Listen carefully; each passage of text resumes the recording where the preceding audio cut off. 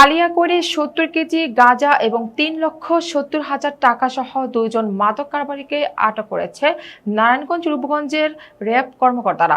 Senior staff reporter Delwar Shikdar জানান, গত ২১ April মঙ্গলবার দিবাগত রাতে গোপন সংবাদ পেয়ে গাজীপুর জেলার ঢাকা-টাঙ্গাইল মহাসড়কের চন্দ্রা এলাকার পার্শ্ববর্তী গ্রাম হরকাত কিতলা হতে ৭০ কেজি গাঁজা এবং ৩,৭০,০০০ টাকা সহ দুটি মোবাইল ফোন উদ্ধার করেছে র্যাবের ওই অভিযানিক দল।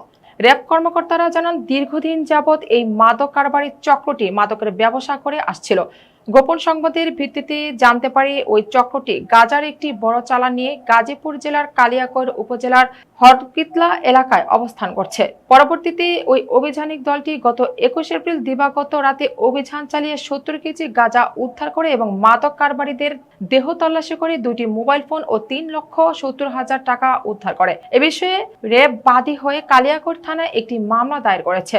কালিয়াকৈর থানা পুলিশের উপপরিদর্শক এসআই খায়রুল ইসলাম জানান, ৭০ কেজি গাঁজা ও ৩,৭০,০০০ টাকা এবং দুইটি মোবাইল ফোন উদ্ধারের ঘটনায় আটককৃত দুজন সহ আরও অজ্ঞাতনামা কয়েকজনের বিরুদ্ধে মাদক নিয়ন্ত্রণ আইনে মামলা রুজু করা হয়েছে।